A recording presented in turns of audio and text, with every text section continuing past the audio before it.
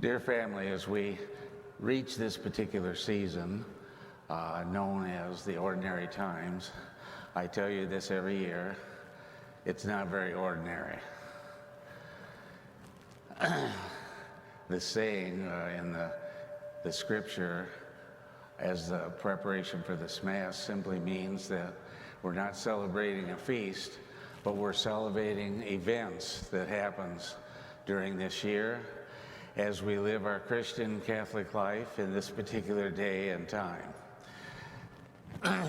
Let me ask you this question, and many of you will understand this. Those of who are my age, you know what the doctor asks you when he sees you? What year is this? Every day, every Sunday, I ask you what the date is to keep you up with your medical practices. I can't help but have fun with this sometimes. Who's president? I think it's Lincoln. Out of here, you know. So, dearest family, one of the things that we don't realize that in order to practice our Christian Catholic faith, there are things that get in the way. And those things come because we live in a world that is full and complicated, and there are a lot of other human beings in this world. Tomorrow is Monday, is that not correct? Lots of you will be heading out to work. I want to see how you treat those people in the cars as you go to work tomorrow. I'm going to have my little camera going there.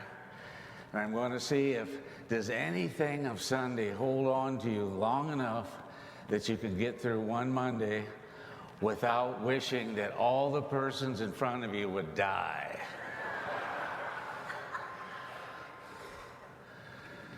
So this is what happens. This is what happens to us in the world in which we live.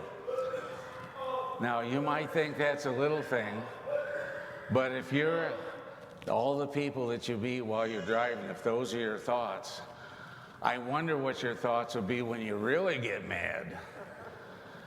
So this is what we need to look at. What are the things that get in the way of us leading our Christian Catholic life? One thing is, and you've heard me say this before, but I mentioned this a number of times during the year, and that's busyness.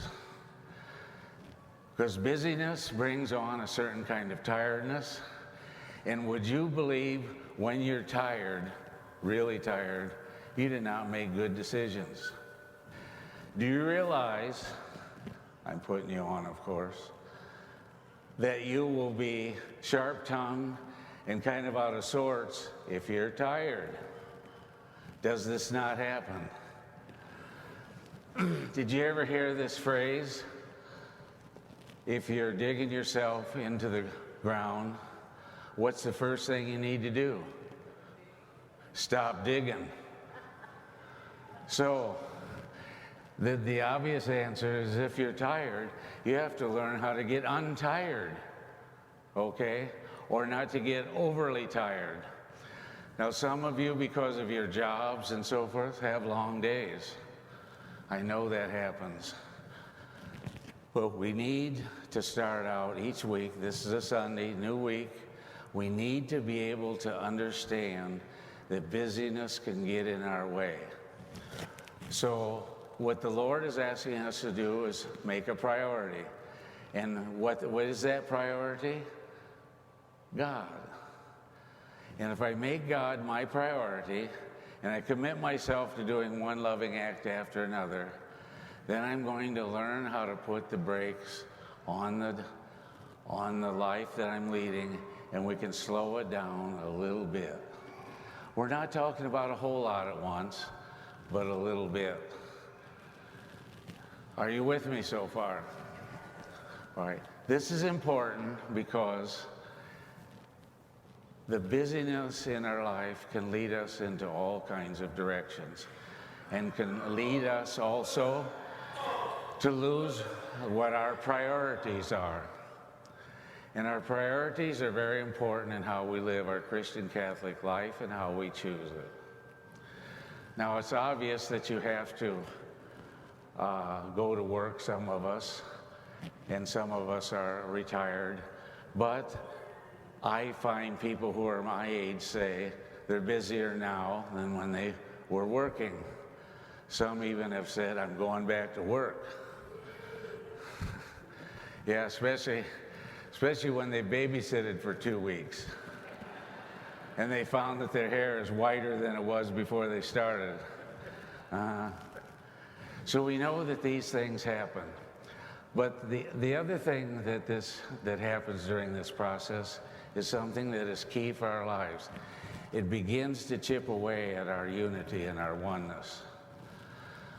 The Lord wants us to be people who are live together in a certain amount of harmony and a certain amount of live and let live, a certain amount of freedom. And in order to do that, that takes energy.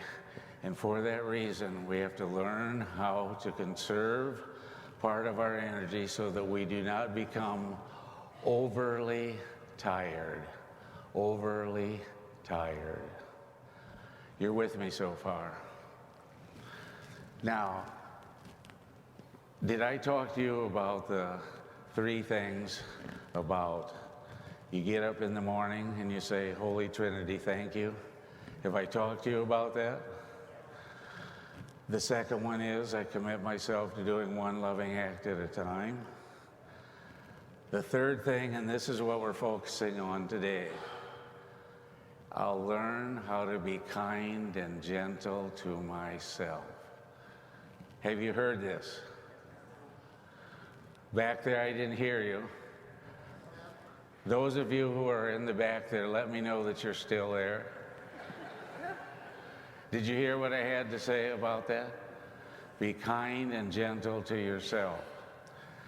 Because you know the interesting thing about that, and I'm putting you on, of course, the more kind and gentle you are to yourself, the likelihood of you being kind and gentle to others is raised to a better height.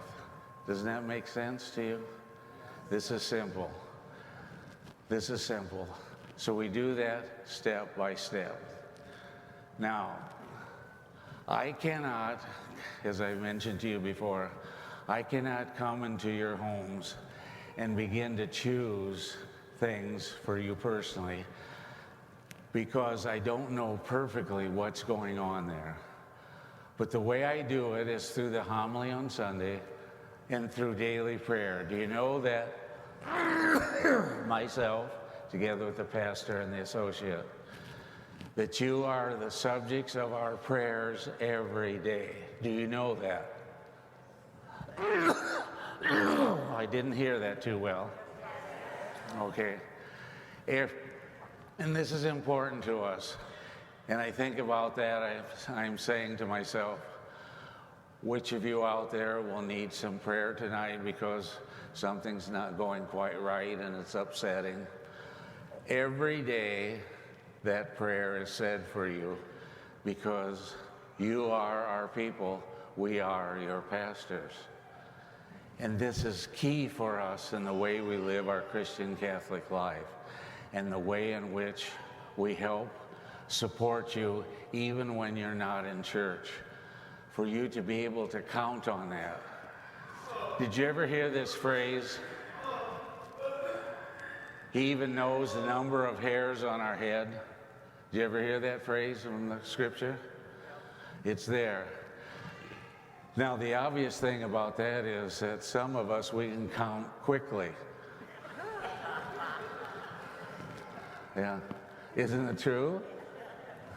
That's a reality.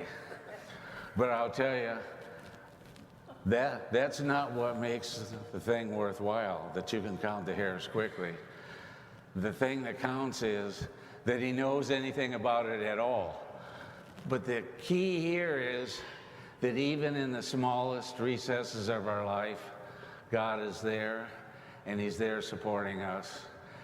And when we allow the busyness to become quiet, in the quietness we begin to feel, we begin to observe, and we begin to understand in a new way that God is present to us, that he is really there, and that it makes life worth living.